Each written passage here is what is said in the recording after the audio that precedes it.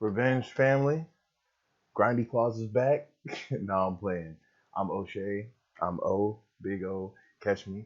It's Revenge family. Grind season. Grind hard, shine hard. That's the motto. Today we got Lil Boosie and Swamp Stories did a whole documentary, little 16-minute video documentary on him versus the Rouge, Louisiana. So without further ado, we're gonna be checking this out. It's gonna be a good little review because I like Boosie. He's one of my favorite artists. I've been listening to him since a little kid because that's what my parents used to listen to and everything like that. So let's get into it, man. Let's kill it. Welcome back to another episode of Swamp Stories. For this episode, we head This is my first time ever seeing Swamp Stories too, so we might have to react to some more of their stuff if it's popping, you know? down south to the real swamp. That's right, Swamp Stories officially earns its name after this one. But before we get into it, make sure to leave a like and subscribe if you're new. You can also follow the Instagram page as well. So let's get into it. Baton Rouge, Louisiana. Now one of the hottest cities in the... That river look dirty, bro. Look at that. Let's get into it. Baton Rouge. That river look brown, like doo-doo brown. You think they dookie right in the water? Because that look nasty, bro. Like you would swim in that? I would never swim in that. You couldn't pay me to swim in that. They probably got three-eyed fish. Louisiana. Now one of the hottest cities in the hip-hop world, but it wasn't always this way. So in order for it to make sense, let's head back a few decades. Back in the 1950s, Baton Rouge was a small, quiet country town that existed for only two reasons. It's the state capital and it has Louisiana State University. Other than that, there was never much of anything going on in Baton Rouge. And that's a big reason why the city's population was around 35,000 residents. But ever since the 1960s... Man, if y'all ever had something flooded like that street, man, I had my house flooded when I was younger, and it is terrible, terrible. So all them people right there, I feel for them heavy right there, man, because you can't just recoup from that. That's a life-changing event, you know? Baton Rouge has steadily grown bigger and bigger, and that can be attributed to the city about an hour down the road. During the late 1960s, the city of New Orleans started getting really, really bad, and by 1972, it was America's most dangerous city. And because of this, many New Orleans residents began moving out to Baton Rouge to escape the madness. Why you don't come empty the dumpster, bro? Like, I know somebody got to pay for the dumpster because I had a dumpster right here in front of my house, and like, you got to pay for that every month. They're not just putting dumpster, even if it's a public dumpster. They still got to come dump that. Like, they must be slacking on their job. I don't know why they even put that in there. That's nasty. So New Orleans' population dropped from 650,000 to 490,000 in under 15 years. And during this same time span, Baton Rouge gained nearly 100,000 residents. And although I'm making it seem like a thriving city, it's hardly that. In fact, Baton Rouge is one of America's poorest cities. With a median household income of just $42,000, it's safe to say that folks in Baton Rouge aren't quite striking it rich. And despite it being a capital city with all kinds of government jobs, 26% of residents are living in poverty. So I can honestly say that there aren't any vegan cafes. I don't know what it is around where I live, but tell me in the comments, is 26 high? That sell $10 avocado toast anywhere near Baton Rouge. But not only is poverty an issue, but crime is as well. $10 Baton toast? Rouge is one of the Avocado? top 5 most dangerous no. cities in the country. But the way the streets operate is much different than many other places, especially California. So let me break it down. In Baton Rouge, neighborhoods don't really matter. For example, in LA, if you're born in the Hoovers area, you can't associate or go to the 60s. It's structured based on territory and colors. But in Baton Rouge, it's completely different. Neighborhoods pretty much mean nothing in the grand scheme of things. For example, someone saying I'm from South... Yeah, I don't know how none of that gangbanging stuff works right now in LA or nothing like that, but in the South, like in Florida, from like where I'm from, it's not like that at all. It's just like whatever neighborhood anybody's stressing at. It's just more or less like how you move, what you do, you know what I'm saying? South Baton Rouge or 50th Street has no weight to it. That alone won't get you pressed or cause any issues. Instead, enemies are based on personal grievances or small cliques that you may have had run-ins with. Rivals can be made literally anywhere. At the gas station, the grocery store, the DMV. That's just the environment. Everyone is on edge and ready to go at any moment. And if you don't believe me, just ask anyone from there. They will all tell you the same thing. It's absolute chaos. So in this video, you're going to hear possibly the craziest story that's ever been on Swamp Stories. But before we get into it, let me run the intro. You're a little late on the intro. You 3 minutes in, you gonna run the intro. I ain't never seen Swamp Stories, but the video is pretty hard so far. Man, I don't really know much about Boosie's story either, so I'm super interested.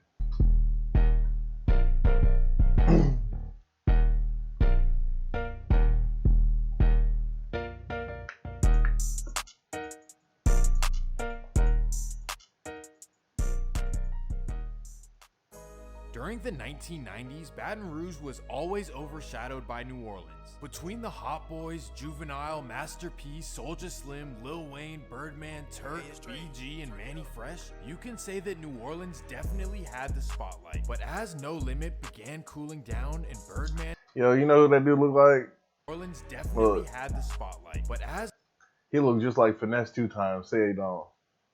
Same type of look, boy. Look just like No that. Limit began cooling down and Birdman and Lil Wayne moved away to the mainstream world, New Orleans lost its spotlight. And that's when Baton Rouge began to rise. A young man named Torrance Hatch, also known as Lil Boosie, had the local scene on fire. Oh, crazy old He was Boosie. a local success down south, he wasn't exactly doing major numbers. That was until 2005 when Boosie signed with Warner Brothers, and this is when things would start looking up for him. But despite the mainstream success, Boosie snaps, bro. If y'all don't listen to Boosie, bro, go back and look up his greatest hits. This is one of the Play most catalog, complicated and Snap. illogical stories I have ever told. So please rewind and pause.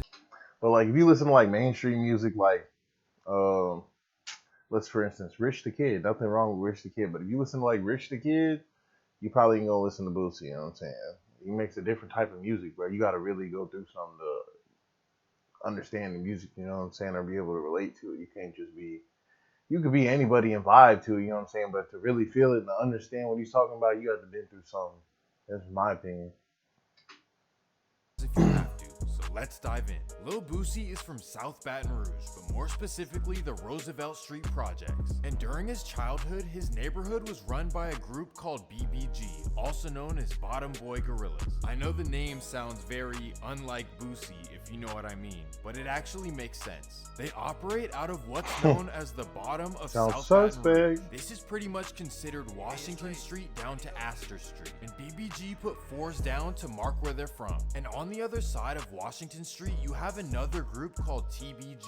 This means Top Boy Gorillas, and they put fours up to show that they're from the top of South Baton Rouge. Both sides are known for getting money and playing. They had to have done that as a diss. Whoever made BBG the Bottom Boys, whoever made the top, they had to have been like, man, F them. They had to do that because, like, why else would you take the whole name and just change it to the top, bro? The whole thing sounds suspect, but I mean, like, it must have been beef. Rough. And although there was an off and on rivalry between members of both groups, I wouldn't necessarily call it a beef at all. It's way more complicated than TBG versus BBG, and most of the losses came from internal issues on both sides. So let's get into the events. Boosie always rolled with his two closest friends, Ivy Smith, also known as Lil Ivy, and Daryl Milton, also known as Bleak. Both Ivy and Bleak were the top two TBG members, known for calling shots and leading. If you listen to the music, you know who Ivy and Bleak is already. You know what I'm saying? That was Boosie's, like, day ones. And I know Ivy's dead, and I don't know about Bleak if he's alive or not, but I know Ivy's dead for sure. Being the most hated group in all of Baton Rouge.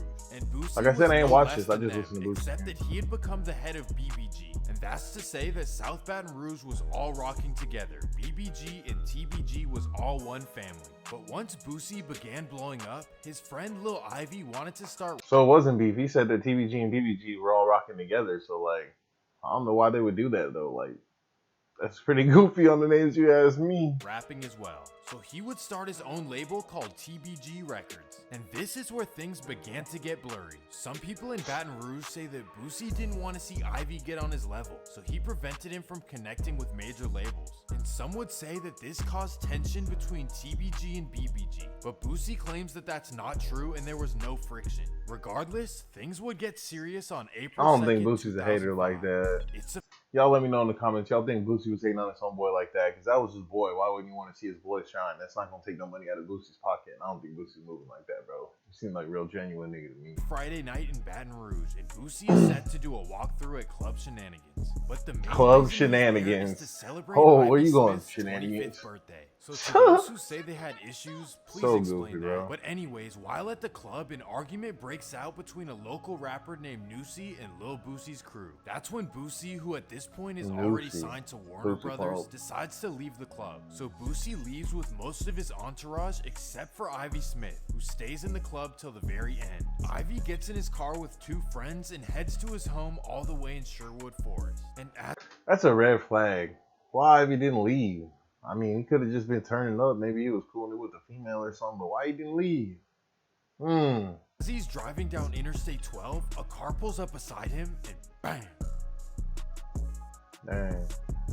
Instantly, all the attention was on one man only, Nusi. It had to be Nusi who did it, and everyone was convinced. But Nusi would instantly dispel the rumors, saying that he wasn't involved in any ways. He was even able to prove to police that he was at a completely different location at the time it happened. Basically, I didn't do it, but ain't nobody believed me. But later on down the line, a couple months later, they found out I didn't do it. Ain't nobody apologized to me for it, so I'm mad. Nigga, shut your crybaby ass up, bro. You don't need no apology, bro. You need a people apology because they accused you. Oh, we sorry we accused you. No, bro. Just be happy you ain't go to jail. I'm like, let's get it on. Goofy, bro. You So jail after line. this, a new rumor began roaming around Baton Rouge. People would say that Ivy was not into it with rivals. Rather, he had issues with his own friend over some money. That would be a man by the name of Tremaine Franklin, also known as Lil Pig. Lil Pig was a Lil fixture Pig. within the BBG TBG. Hey, Piglet. You want to go to the club tonight? I couldn't hang out with you. Your name was Lil Pig, bro. circle, and he was often seen with Lil Boosie in music videos. Now let me state that this here is 100% hearsay and was never proven in court, so take it as a rumor, not a fact. But regardless, this here may convince you that Lil Pig was the one who did it. April 23rd, 2008. Lil Pig and his mother are sitting on the porch of their South Baton Rouge home. That's when a man pulls up and bam! Dang. Again, They smoking at on first, folks all left and eyes right, were man. pointed at Nusi, but those within the circle They on demon time around Lil Boosie, bro. Now I see all the pain in his music, man. He getting losing everybody around him, bro. Smoke, smoke, smoke. Free knew smoke. exactly what this was all about. After a little while, a new name was being talked about all around Baton Rouge. That would be a young man named Nicholas Sterling, also known as Lil Generic Finn. dollar store Lil Chris Finn Brown. was very close to Lil Boosie and was often seen by his side, and everyone started saying that he was the one who handled Lil Pig for what he did to Lil Ivy. Regardless if it's true or not, everything would come around for him just a few months later. August 23rd, 2008. Lil Finn gets into a random argument with a man on McKinley Street. The Why man whose everybody- name is Donald E. gets What in the into a world? Why everybody dressed like that in 2000? That was like, you wear this in 2000, you just need a chain down to your belt buckle. You dripped out. random argument with a man on McKinley Street. The man whose name is Donald Eli would notice Lil Finn reaching down, and that's when he would react. Bang!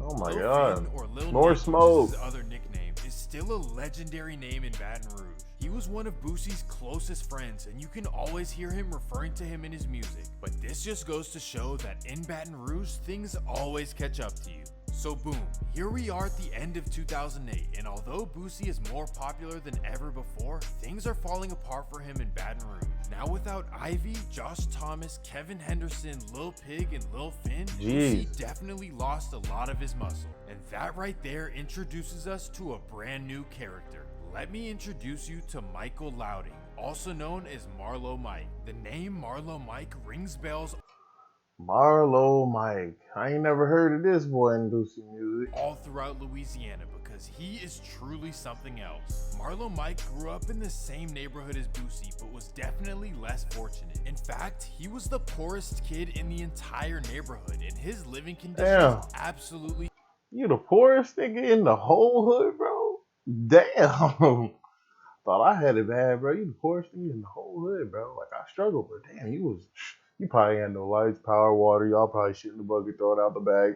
Y'all parents was probably Beth heads. Just keep it real.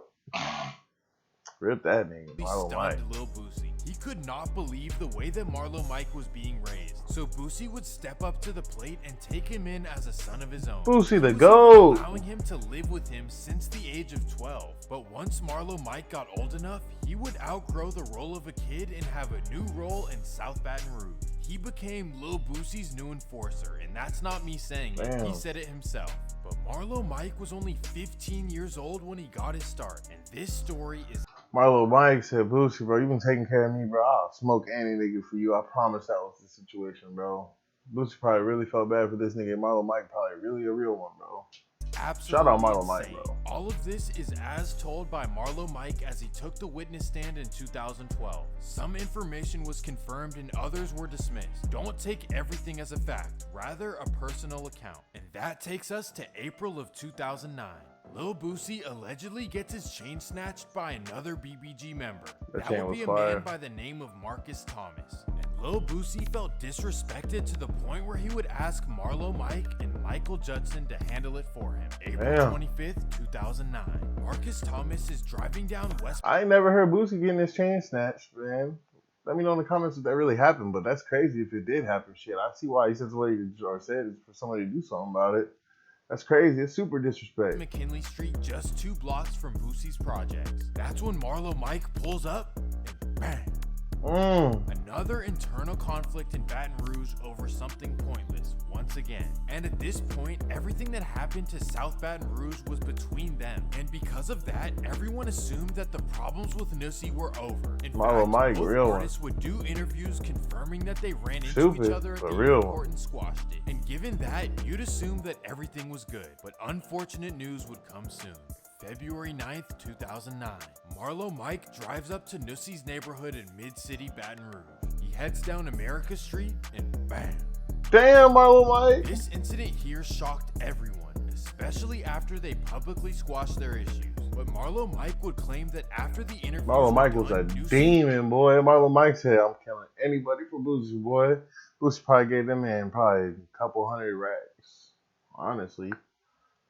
Smoking, catching bodies, he didn't even get caught up for the first one. He went and caught another one. He's on demon time. would Demon actually mode, Mike. disrespect Boosie at a nightclub again. And 3-point sadly, Mike. that's all it took. But another major event would occur just a few months later. October 21st, 2009. Boosie and his friend Michael Judson get a letter from Angola State Prison. The letter is from a friend, and it states that a man named Terry Boyd was in Angola talking about what he's gonna do to Boosie. It just so happens that Terry Boyd gets out the same day. So Boosie tells Marlo Mike that he has $25,000 for him, and he knows exactly what to Oh do. my God, So Marlo Mike 25K, drives Marlo out to Mike. Terry's address. Hit him. He waits for the night. He probably got at least 100 bands. Marlo Mike would then say that he returned to Boosie's house, and he would say that Boosie recorded 2 songs to celebrate the event. Anyways, Boosie would give Damn, Marlo Boosie. $2,800 in rewards. Boosie is next level. He's celebrating with some music. Holy shit.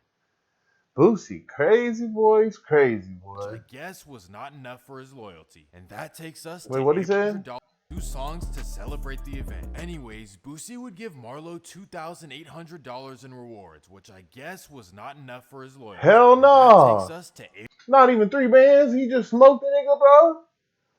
Oh, that's foul. That's foul. Oh, Boosie, you wrong. You wrong for that April one, boy. 1st, 2010. Marlo Mike is contacted by a rival of Boosie named Reginald Youngblood. The man offers him a sum of money to catch up with Boosie's 2 closest friends. That would be Charles Noki Matthews and Daryl Bleak Milton. And Damn, some would say Marlo that Mike, these you were switched Boosie's up, only bro. 2 day 1 friends left. Regardless of how much money he was offered, there's no way Marlo Mike would do it, right? You'd think that he would be loyal to the Marlo Mike man probably who took did him that in since shit, the bro. age of I'm 12. saying it right Not now. in this case. Marlo Mike is cold. On the morning of Marlo Mike's a April 1st, buster for that, 2010, bro. Marlo Mike would He's a get the demon, job but done. God, bro. He stayed with Boosie since he was 12, bro. And then he's gonna turn on him like this because he ain't paying him enough, bro. That's the definition of you can't run with the wolves, bro, and be the leader and not take care of your pack, bro. Boosie, bro. You should have seen this play, After bro. this, literally everyone was left clueless. Marlo Mike would even attend the funeral 2 weeks later with Boosie and everyone else from BBG. But shortly after, he would go down for it, and so would another unexpected man from Boosie's neighborhood. That would be a man named Kendrick Johnson, who Boosie had pretty much raised as well. And What Kendrick is this? So like he went. After this, literally everyone was left clueless.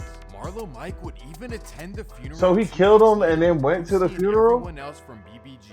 But shortly after, he would go down for it, and so would another unexpected That's man. different, bro. That That would be a is man named different. Kendrick Johnson, who Boosie had pretty much raised as well. And Oh Kendrick my Johnson God. is the younger brother of Boosie's artist Lil Fat. Boosie would talk about this on DJ Vlad. Fat ain't do nothing to make the situation how it was. His brother had did something to make the situation how it was. Well, Marlo Mike, for whatever reason, decided to tell everything in detail. He wasn't offered a way out or anything. He just figured why not take the Tekashi route, except with And no snitch. reward. He would go into detail about Wow. every single situation. which Marlo pretty Mike much is the only made it worst, worse for bro. him. But then when He's it the worst came nigga to you the could ever Golden be Boy around, bro. situation, Marlo Mike would say that Boosie paid him to do it. And this would ultimately result in Boosie's Marlo Mike is a buster, buddy, methamphetamine user. Has to be, bro. Dang, bro. If I was Boosie, bro, it'd break my heart. He killed them folks, told on Boosie, then went and killed Boosie's homies for the other dude for some bread, bro. That's crazy. arrest. However, an unexpected person would come to Boosie's defense. That would be Terry Boyd's sister, who claimed that her brother and Boosie had no issues whatsoever. Why she did this, it didn't seem to make any sense at first, until people realized that she has a child with Boosie. So at that point, she wants her child's father to be around for her kid. So honestly, even though I think it's a tough decision, I think she Whoa. made the right one. But what do you guys think? Let me know in the comments whether she should have stuck up for her brother or her child's father. Well, long story short, Boosie I think beats she the did what she charge had to in do right there. 2012, and Her Marlo brother Mike was is doing dead. life. Many of his statements in court were deemed hearsay and were unapplicable to Boosie's case. And on top of this, when it was time for Marlo Mike to officially testify against Boosie, he took back all of his previous statements. Thankfully, after getting out, Boosie would move to Atlanta to enjoy a peaceful life with his children. But just when you This is thought the old crazy. drama was put in the past, Lil Ivy This is nuts. I did not expect it to go this deep, man. That is crazy, bro. This nigga did all that to get Boosie dragged in there just for him to say he's not gonna say nothing. That's the most lamest thing you could ever do, bro. Do not be a Marlo Mike, bro. He gonna rot in jail. He should rot in jail for sure. Ivy's nephew, who goes by the nickname Lit Yoshi, would go on Instagram Live and accuse Boosie of having something to do with the loss of his uncle Ivy. Yeah, I used to listen to BOOSIE music. I remember when I was little, uncles used to take me by Boosie's house. Yeah, that used to be my favorite rapper. I grew up off his music, off his old music, cause that new music, yeah, Trill wanted to sign Ivy. Yeah, that's what it was. Amy wanted to sign Ivy, and Boosie ain't won't answer the phone. You know what I'm saying? And Bleak got tired of telling Ivy Boosie don't want to talk. This is He kept crazy. telling Boosie and all this and that. So Ivy said, fuck him. And for his birthday, he tried to bring him a pint of syrup. And the nigga ain't take that night. Matter of fact, Boosie need to stop posting Ivy, man. This is crazy. I don't know why I be letting that shit make me mad. What they be doing on Instagram Live and Instagram. That shit really be making me mad. It be getting to me. I don't even know why I let it get to me. Boosie would respond to the claim. Saying Ivy, but you ain't wanted to help him. Man, nah, bro. Don't believe that, man. Them dudes was 3 years old when this was going down. Ivy, we wouldn't Trill like that, dude. The whole situation is unfortunate. He but said it's them good to dudes see 3 years Boosie old grow when this past was going all on. this and live a great He was life young, with his man. He family. don't And know the no whole one will story. ever know the truth about any of this. But either way, it's history. And there is a value in learning history so that it won't repeat itself. But sadly, in this case, the new generation of TBG and BBG are no different. If you guys want to see a part 2 of this episode, let me know in the This is comments. crazy. But that's going to do it for this episode of Swamp Stories. Make sure to leave a like and subscribe if you're new. Swamp Stories, that was fire, bro. I'm gonna check out some more reactions about Swamp Stories, but let me know what y'all think about Boosie in the comments, man. Y'all think that he has something to do with Ivy getting killed at the end, but what Lee Yoshi said was true or not? But I appreciate y'all watching. Grind hard, shine hard. This is the season, and like, comment, subscribe. Y'all know what it is. I'll catch y'all on the next one. I'm out.